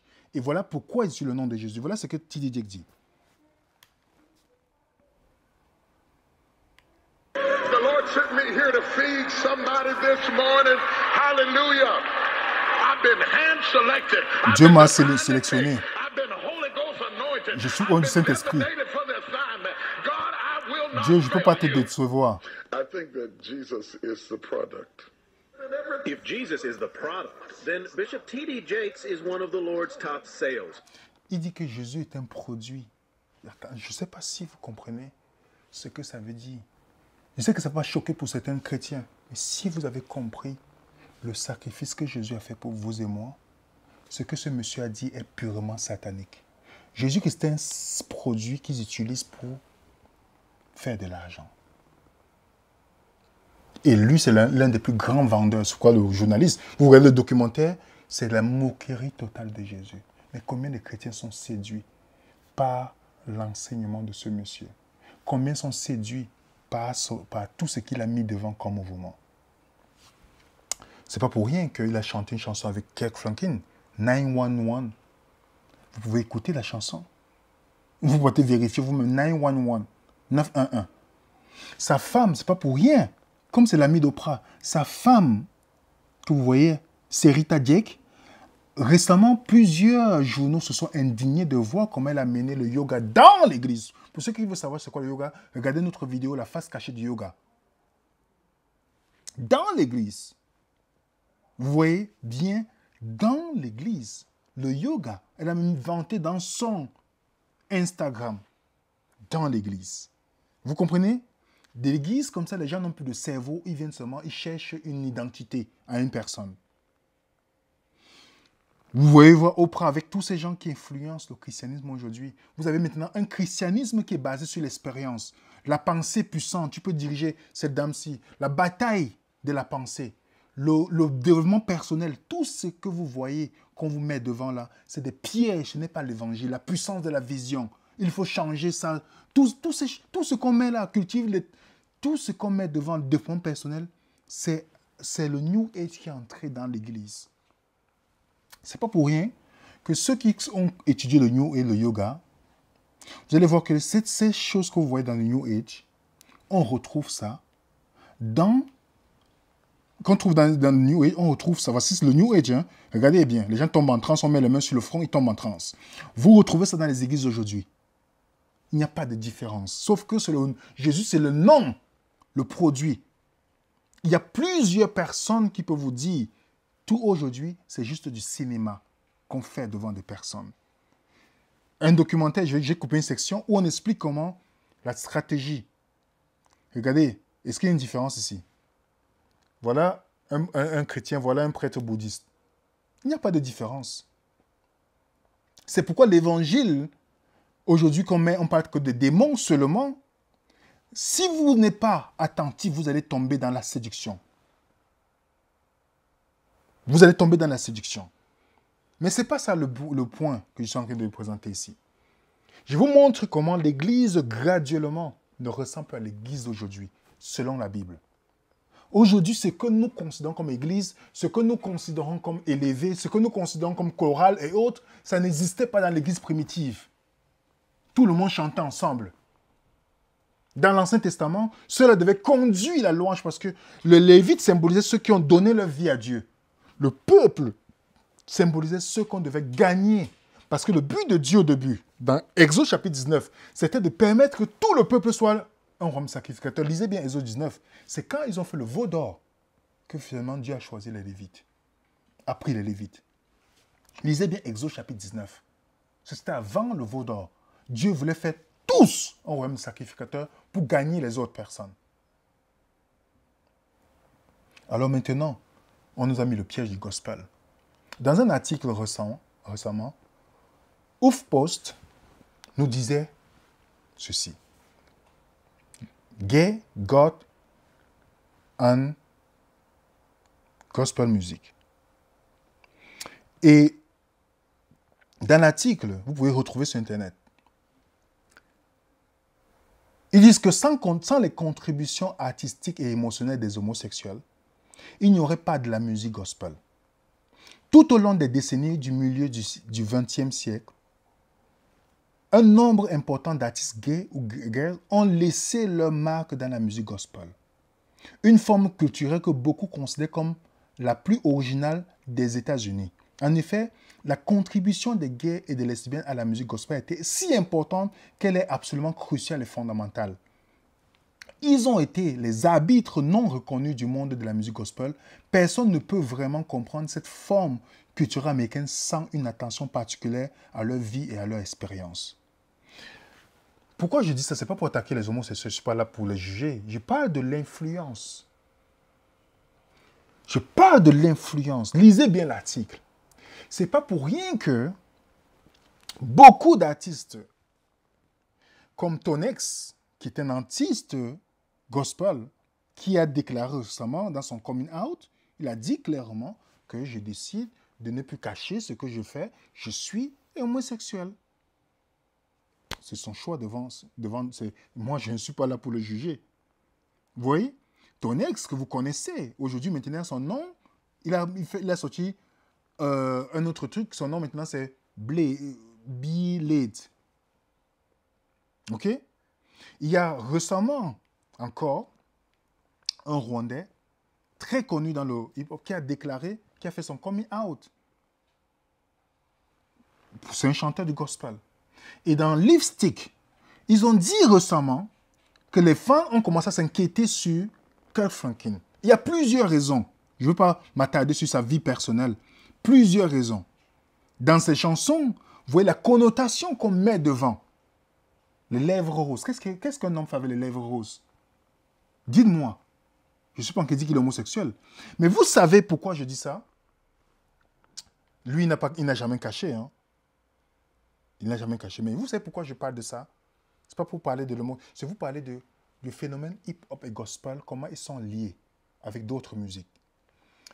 Et je vais vous donner le commentaire d'un rappeur qui vous explique ce qui se trouve à la tête du hip-hop. Parce que les gens voient le hip-hop, ils voient les femmes, on met les femmes nues, tout ça, mais vous ne comprenez pas pourquoi. On met toujours l'accès sur les fesses de femmes pour pouvoir mettre devant. Il y a un documentaire qui a été fait par quelqu'un qui a fait ça magnifiquement. Il expliquait que le but, c'est de véhiculer la sodomie pour que ça devienne facile de faire le lien demain, dans la perversion en principe. Et Fat Joe, dont je sélectionne l'interview, Fat Joe nous dit quelque chose qui se passe dans le hip-hop. Et vous savez que le hip-hop et le gospel, Kirk Franklin l'a dit, c'est de ça qu'il a pris pour créer, pour faire son mouvement, pour aller dans le même sens. Voilà ce qu'il nous dit. What the fuck? If you gay, you gay. Si tu es homosexuel, c'est ton problème. C'est ton problème si tu es gay. It's cool. It's the greatest. It's the greatest gay market in the world. Le hip-hop, c'est là où il y a plus de gays. It's owned. The hip-hop community is most likely owned by gay. Le hip-hop, la communauté gay appartient aux gays. They're owned by gay. I happen to think there's a gay mafia in hip-hop. Vous comprenez? Il dit que le hip-hop appartient aux gays.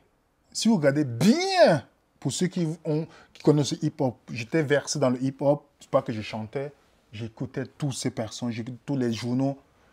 C'est la culture aujourd'hui, remarquez bien, on est dans les skinny jeans. Pour ceux qui connaissent, comment graduellement on est quitté de baggy, graduellement skinny jeans. Regardez l'influence, l'origine de toutes ces influences. À vous de regarder, de faire recherche pour comprendre. Mais je dis cela pour dire que on ne peut pas soustraire l'influence de ces différentes cultures. Que nous voulons mettre le nom de Dieu dessus. Nous voulons mettre le nom de Dieu dessus. Et on veut sanctifier cela en pensant que parce qu'on a mis Jésus, on va le sanctifier. Quel est le modèle du christianisme que nous présentons? Est-ce que c'est un modèle biblique? Et quel est le modèle de chant que nous présentons? Donc pas parce que nous voyons les gens venir en disant qu'ils chantent pour Dieu et parlent de Dieu, ça ne veut pas dire qu'ils connaissent Dieu. Je peux vous montrer la vidéo des artistes, des grands connus, ils parlent de Dieu. Mais vous pensez que c'est le même Dieu dont on parle? Just in awe right now.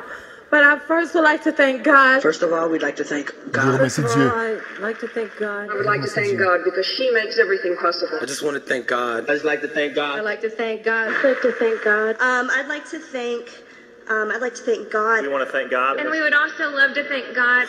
And what else is there to say? Of course, thank God. God is good. I am very grateful to Him. I don't know what's going on, but thank you, Jesus and God. I want to say thank you so much, not only to God, but to Jesus.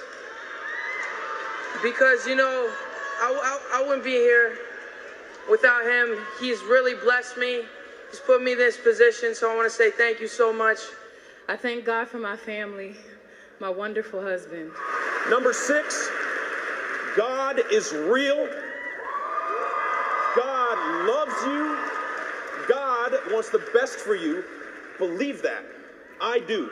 And finally, I want to thank my mom and my dad. I want to thank my wife, Keisha, my children, my ancestors who continue to guide my steps, and God who believes in us all, and who's given me this moment in this lifetime that I will hopefully carry to the end of my lifetime into the next lifetime. Thank you. First off, I want to thank God because that's who I look up to. He's graced my life with opportunities that I know are not of my hand or any other human hand. He has shown me that it's a scientific fact that gratitude reciprocates. In the words of the late Charlie Lawton, who said, when you got God, you got a friend, and that friend is you. Thank you. First, I must thank God. I must thank God. I must thank the Lord. Y'all already know. You know, I always got to start off by thanking God because without him, I would not be standing before y'all. Oui, tous remercient Dieu. Vous pensez que c'est le Dieu que nous retrouvons, le créateur du ciel et de la terre? Je peux vous dire que dans le monde du showbiz, personne n'est athée. Je dis bien dans le monde du showbiz, personne n'est athée. Ils savent le Dieu dont tu es en train de remercier. Donc, utiliser le nom de Dieu, c'est un nom générique. Ce n'est pas pour rien que Jésus a dit, ceux qui me disent Seigneur, Seigneur n'entreront pas dans le royaume des cieux, seulement ceux qui font la volonté de mon Père. C'est pas vrai? Il dit, qu'est-ce qu'il dit? Je ne vous ai jamais connu.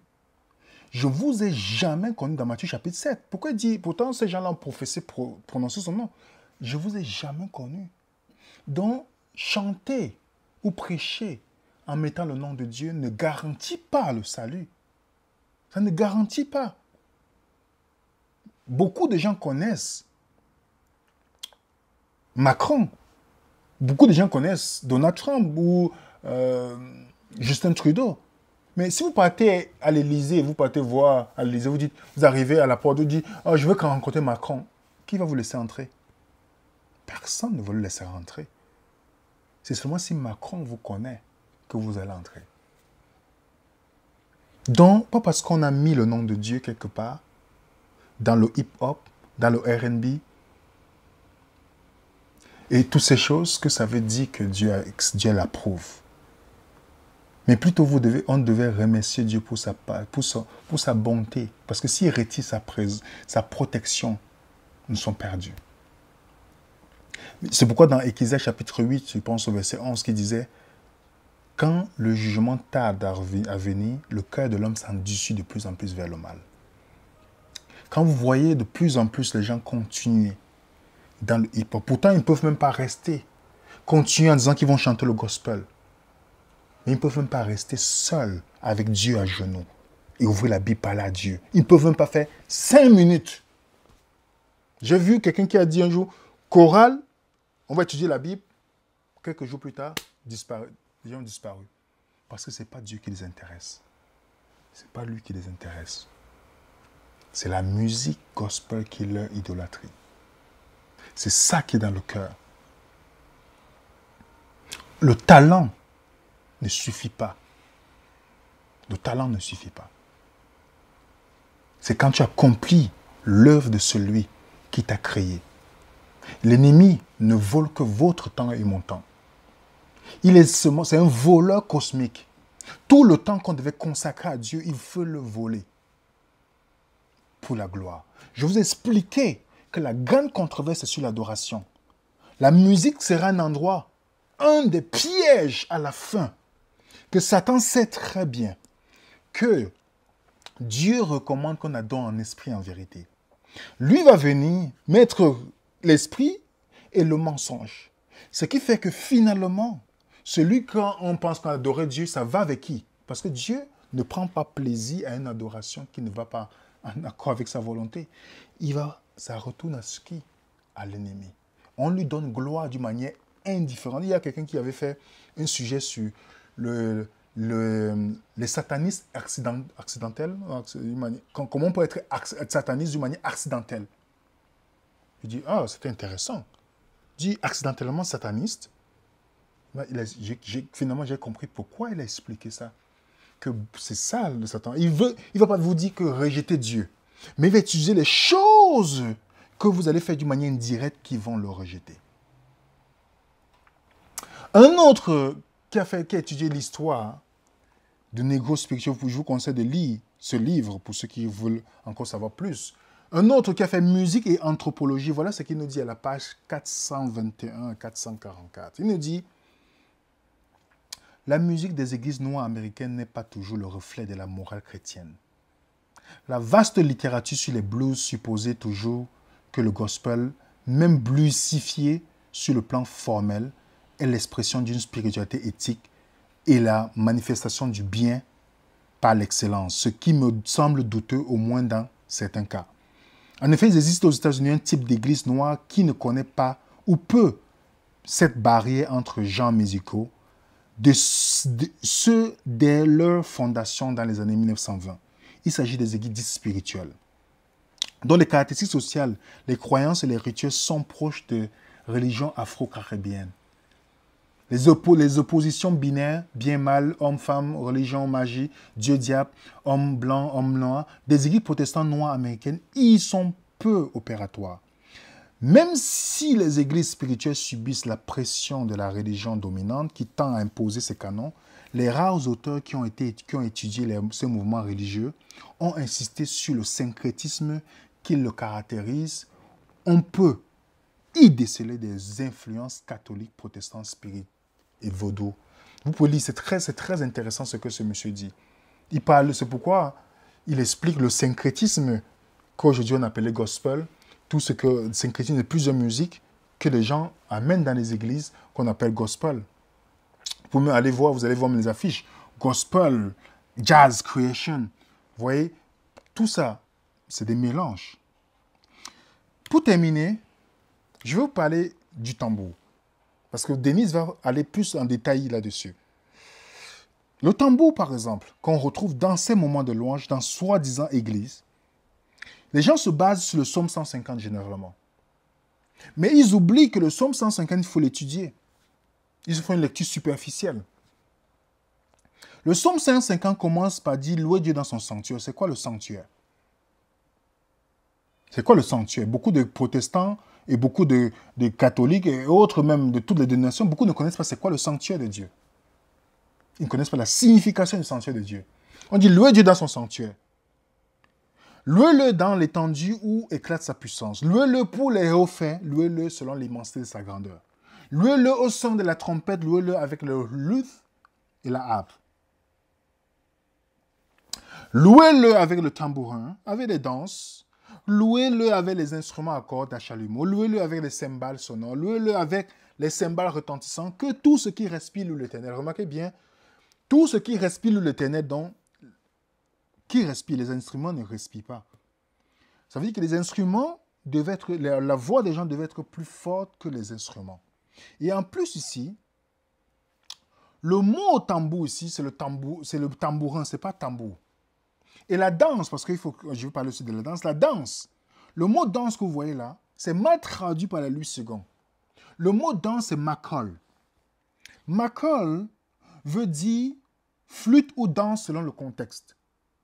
Dans ce livre, les musiques instrumentales de la Bible, on vous dit bien que makol, dans certains sens, on doit danse, et dans l'autre, c'est flûte. Dans le sanctuaire, dans le livre, on dit bien que le sanctuaire, on ne peut pas danser dans le sanctuaire. C'est pourquoi c'est le mot makol qui est là. Vous comprenez, à cause de la sainteté de Dieu du sanctuaire. Donc, quand on parle de tambour, de tambourin, c'est ça le tambourin. Ça n'a rien à voir avec ça. Et parce que, pour ceux qui sont dans la religion africaine, je ne suis pas en train de dire que les Africains sont méchants, tout ça. Moi, je suis d'origine africaine. Je suis en train de dire que, je veux seulement dire que le tambour a une connotation différente pour la religion africaine.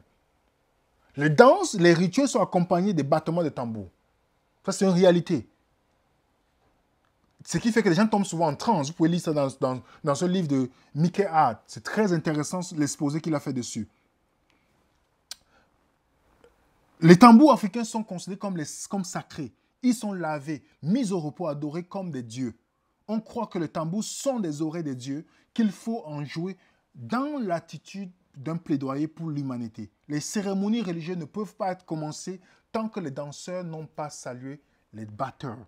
Écoutez, selon le serpent gémi par Michael Ventura. L'un des grands joueurs du tambour qui est connu dans le monde, Babatunde Olatunji. Il écrit des livres, il a gagné les grands prix sur le drums, tambour. Dans une expérience, il raconte son passage aux États-Unis, que Michael Hyatt parle dans son livre. Il dit, quand je suis allé au collège, j'ai mis la radio, j'écoutais Baby Baby When I Think of You. J'étais très surpris. Je me souviens m'être dit, hey, c'est la musique africaine. Ça ressemble à ce qu'on trouve à la maison. La même chose s'est produite quand j'écoutais le gospel. Donc, qu'est-ce qu'il a reconnu dedans? Qu'est-ce qu'il a reconnu? Et c'est pourquoi dans le battement de tambour, il y a ce qu'on appelle un esprit qu'on appelle Loa. Loa, c'est un esprit qui entre, vous voyez dans les cérémonies de vaudou et autres, qui entre qui amène la personne dans la possession. Dans l'église où il y a les bâtis, où il y a des grandes assemblées, on a des joueurs de tambour, de tout. Ils jouent avec les rythmes. Vous voyez, les gens sont là, ils pensent qu'ils sont la présence de Dieu, pourtant, c'est la présence d'autre chose que de Dieu. Voilà ce que le jésuite nous dit. Excusez-moi. C'est la musique dans le tambour qui amène la possession des esprits et que les gens crient. Et les gens crient dans le un peu comme ça.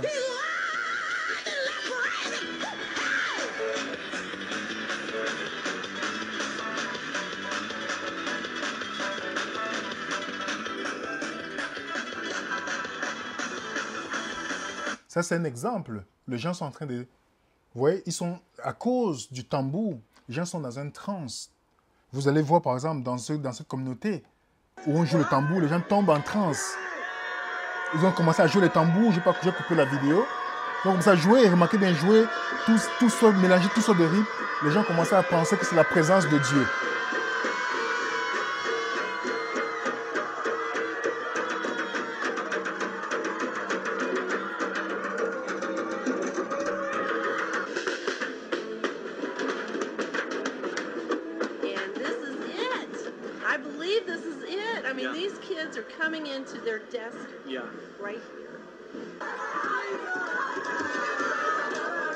Les gens sont en transe. Après avoir joué dans le documentaire, ils ont bien joué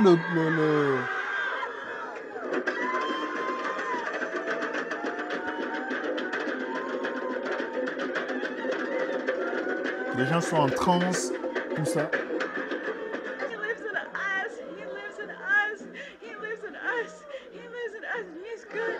Vous voyez, elle a confondu même cette présence en disant qu'il vit en nous parlant du Saint-Esprit. Vous voyez, les gens sont en transe, ils ont la confusion. Je vous rappelle que le faux réveil, c'est toujours lié aux émotions. Le faux réveil. Donc, si on revient sur la danse, dans le psaume 150, ce n'est pas la danse dans le sanctuaire. Quand on voit dans la Bible, les femmes ne dansaient pas avec les hommes et c'était après la victoire. Quand les gens prennent sur le côté, disant David a dansé, il n'a pas dansé dans le sanctuaire. Il a dansé, pas comme un exemple qu'on doit suivre, ce n'est pas prescrit.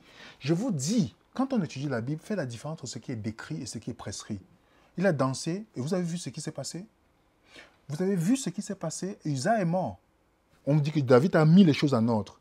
Donc les gens prennent souvent la Bible. C'est ça que je trouve la malhonnêteté intellectuelle. C'est que je regarde la Bible, je dis, je vois une chose qui est décrite, et je dis que c'est ce que je dois faire. Je dis, c'est incroyable. J'ai vu quelqu'un m'appeler un jour pour me dire, il faut qu'on fasse le jeûne d'Esther. Je dois faire le jeûne d'Esther. Je dis, mais vous avez vu où c'est prescrit le jeûne d'Esther? Vous avez vu où c'est prescrit le jeûne de Daniel? Daniel a mangé. Est-ce que vous avez vu, on a dit le jeûne d'Esther? J'ai dit, maintenant faites le jeûne d'Esther. Non. Ce qui est décrit et ce qui est prescrit, c'est deux choses différentes. Donc, David dansait n'est pas une prescription pour vous et moi. On décrit une situation et comparer bien, étudier. Ça n'a rien à voir avec ce que nous faisons aujourd'hui. Il voulait transporter le truc de Dieu. Mais vous voyez ce qui s'est passé. Et Marie et les femmes, quand on lit dans Exode 15, ils ont dansé après la grande délivrance. Après la grande délivrance, c'est là où ils ont dansé. Ça n'a rien à voir avec ce qu'on voit aujourd'hui. Où les gens sont collés, le zouk et autres, ils disent qu'ils, même dans les mariages chrétiens, on danse le zouk. Les gens sortent de l'église, de soi-disant, Dieu a béni, ils entrent, et c'est la musique mondaine dans leur cérémonie. Pourtant, ils ont dit, nous sommes saints, nous sommes séparés du monde, nous vivons pour Dieu, mais ils glorifient la musique du monde dans leur mariage. Que Dieu ait pitié de nous. C'est quoi alors, si nous sommes en Christ, nous sommes une nouvelle créature? Qu'est-ce que ça veut dire? Vous savez que le chrétien, ceux qui ont étudié le sanctuaire, on a une série sur le sanctuaire. Je vous invite à le regarder. Je vous invite à regarder. Le sanctuaire, les fêtes juives nous décrivent les dimensions dans lesquelles nous vivons. Jésus est venu sur la Pâque, il y avait la Pentecôte, nous vivons dans le Yom Kippour. Ceux qui connaissent dans le temps dans lequel nous vivons, après le Yom Kippour, on aura notre temps de réjouissance lors du tabernacle, les 1000 ans. Mais pour l'instant, dans le Yom Kippour, le peuple devait vivre dans l'humilité et se dépouiller. Donc, on ne va pas avoir le temps de faire un défilé de mode ou d'aller faire ceci. Non, on a le temps de se remettre en question, de se rassurer qu'il n'y a rien qui ne sait pas de Dieu. Parce qu'après le Yom Kippour, c'est le tabernacle, le moment de réjouissance. Étudions bien la Bible. Je dis, si on est chrétien, si vous êtes mondain, c'est votre choix. Je vais le respecter. Mais si vous êtes chrétien, on doit étudier pour comprendre, dans le calendrier prophétique de la Bible, je suis dans quel temps? Comment le chrétien se comporte dans ce temps-là? Alors vous allez comprendre que conseil et autres, toutes ces choses, vous ne s'irez même pas. Parce que ce n'est pas de Dieu. Votre moment de réjouissance va venir lors du tabernacle avec le Seigneur. Faisons attention pour notre influence. L'influence que nous laissons, faisons très attention. Il y a des gens qui chantent pour Dieu.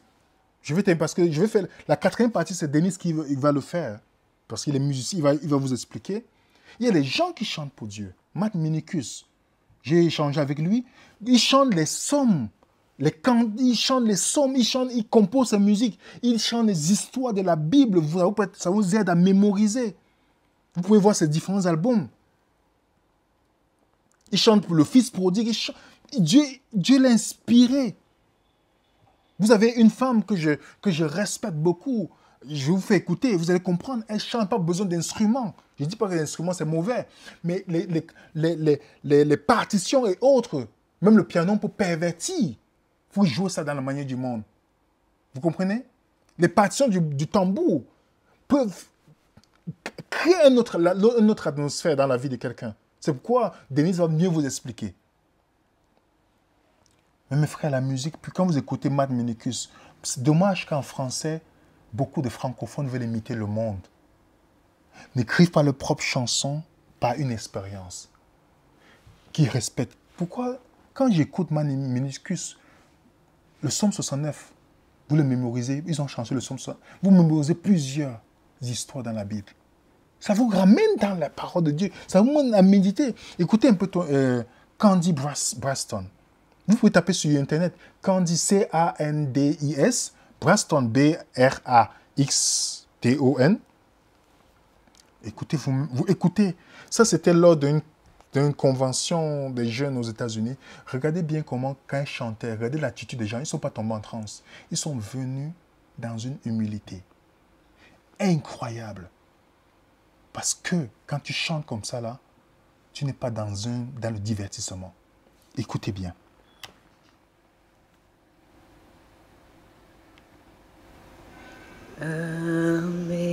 Amazing grace will always be my song of praise, for it was grace that brought my son habillement aussi reflète. I do not know just how he came to love me so. Let this song be your prayer. He looked beyond my faults and saw my need. I shall forever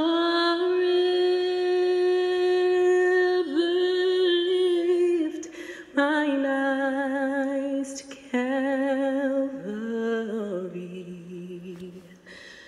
to view the cross where Jesus died for me. La révérence dans la salle. How marvelous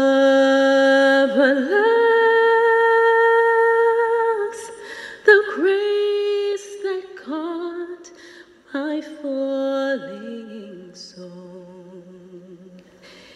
He looked beyond my fault and saw my need. I shall forever lift mine eyes to Calvary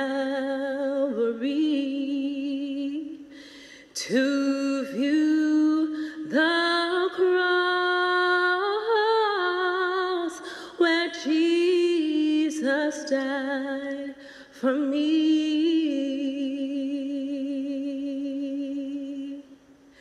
How marvelous the grace that called my falling soul. He looked beyond. He looked beyond.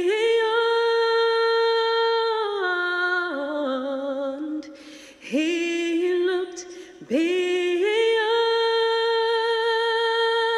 my faults and saw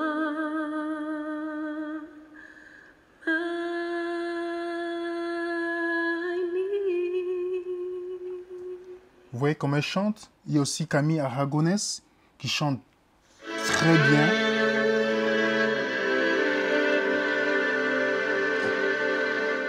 Il y a aussi Tara Rivera, avec qui j'ai commencé à mémoriser la Bible parce qu'elle chante que les versets bibliques. Tara Rivera. Et qui chante d'une manière extraordinaire. Toutes ces chansons, c'est les versets bibliques. Donc, les francophones peuvent aussi chanter pour que ça nous permette de méditer sur la parole et non de nous divertir. Even though the captives of the mighty shall be taken away, and the prey of the terrible shall be delivered, shall be delivered. For I will Ça, c'est Isaïe 49, verset 25, une promesse qu'elle chante pour les... Magnifique. Je vous dis, pourquoi dans le monde francophone, les gens qui disent qu'ils sont inspirés de Dieu, pourquoi ils ne peuvent pas chanter pour la gloire de Dieu? Pour que les gens puissent chanter en respectant les principes de Dieu et de pousser les gens à aimer Jésus, pas de vous élever. Le monde anglophone est rempli parce qu'il y a des gens qui ont pris conscience. La dame, tous les gens que vous avez donnés, vous racontent leur expérience. Comment ils sont quittés de la musique mondaine à la musique pour chanter pour la gloire de Dieu. Et vous ne voyez pas seulement sur leur voix, mais même sur leur vêtements, leur habillement. Parce que ça vient avec... La musique chrétienne n'est pas là pour divertir un non-croyant ou un non-converti. C'est pour quelqu'un qui est né de nouveau. C'est pour quelqu'un qui est né de nouveau. Les choses anciennes sont passées. Le problème, c'est la conversion. Parfois, on dit, on a accepté Christ, mais on veut vivre comme on vivait avant. La foi en Christ amène la rédemption. La rédemption, c'est de nous amener dans l'état que Dieu veut que nous transformer. On vient à Christ comme on vient, comme on est, mais on ne restera pas comme on est. Parce qu'il y a la transformation qui va suivre dans la relation avec lui. C'est pourquoi dans 1 Jean 1, verset 5, il dit, « Nous vous avons appris que Dieu est lumière, qu'il n'y a point de ténèbres en lui. Donc celui qui dit qu'il marche avec lui et qui est dans les ténèbres est un menteur. » Vous voyez? Mais il dit que celui qui marche avec lui est en communion avec lui. Qu'est-ce qui se passe? Le sang de Jésus-Christ le purifie au fur et à mesure. Dans le verset 6. Donc, qu'est-ce que Dieu veut? C'est pour la musique chrétienne, c'est pour celui qui est né de nouveau. Donc, c'est normal qu'il ne va pas retrouver les goûts du monde qu'il avait dans sa façon d'écouter la musique. Le problème, c'est notre cœur. Et c'est ce qui est arrivé en Israël. Quand Dieu les a sauvés, ils sont restés. Remarquez bien, quand Moïse tardait à venir, qu'est-ce qu'ils ont fait? Ils ont fait le veau d'or. Donc, ils ont fait, le veau, c'était le sacrifice pour Jésus-Christ. Mais ils ont fait une contrefaçon de leur Jésus. Une contrefaçon sous l'autorité de qui? Aaron, qui était le souverain sacrificateur. Combien de souverains sacrificateurs aujourd'hui qui chantent pour Dieu font le compromis en amenant le veau d'or? Combien? Ils amènent le veau d'or au peuple pour les divertir et non pour les amener à Christ. Comme Aaron, ils ont fait ce compromis-là. Ils ont pris les bijoux et qu'ils ont mis. Lisez bien dans Exode 32, parce que je vais terminer avec ça. On dit bien, dans le verset 6, le lendemain, ils se levaient de bon matin. Ils offrirent des holocaustes et des sacrifices d'action de grâce. Comprenez bien, ils ont fait des sacrifices d'action de grâce, mais ça ne les a pas empêchés d'avoir le veau d'or. Vous voyez ça? Regardez bien, il dit, le peuple s'assit pour manger, pour boire, puis se levait pour se divertir. Les conséquences de ce que Aaron a accepté le compromis, qu'est-ce que ça a mené? Le divertissement du peuple. Et quand Moïse, au verset 18, quand Moïse, Dieu lui dit, voilà ton peuple qui tu as sorti, ils ont péché. Moïse descendit, répondit, quand il était avec Josué, ce n'est ni un cri de vainqueur, ni un cri de vaincu, mais ce que j'entends, c'est la voix des gens qui chantent. Vous voyez? Des gens qui chantent. Et comme il s'approchait du camp, il vit le veau et les danses. Remarquez bien, nous vivons dans ce temps-là, mes frères et sœurs. Nous vivons dans le temps. Comme Jésus tarde à venir comme Moïse, nous on me dit il tarde à venir. Pourtant Dieu n'est pas en retard. Beaucoup de gens qui devaient jouer le rôle de lévites et souverains sacrificateurs ont fait le compromis pour vous prêcher le message pour vous endormir, pour vous amener la musique pour vous endormir, pour vous divertir en principe. Qui vous dit paix, de vous divertir, il devait être plutôt conscient de ce que le souverain sacrificateur est parti. Remarquez bien, Moïse est parti chercher la loi. La loi signifie quoi? Où se trouve la loi dans le sanctuaire? Dans le lieu très saint. Vous comprenez? Mais qu'est-ce qui se passe quand Jésus est dans le lieu très saint? D'après l'étude du sanctuaire, dans Hébreu, dans le lieu très saint, qu'est-ce qui se passe dans le lieu très saint? Le peuple devait faire quoi? Jeûner et prier et glorifier Dieu. Il ne dit pas d'arrêter. Jeûner, prier, glorifier Dieu, c'est examiner soi-même. Mais au lieu de ça, Aaron les a divertis. Beaucoup de gens divertissent des personnes et comme ça, leur pensée n'est plus à Christ.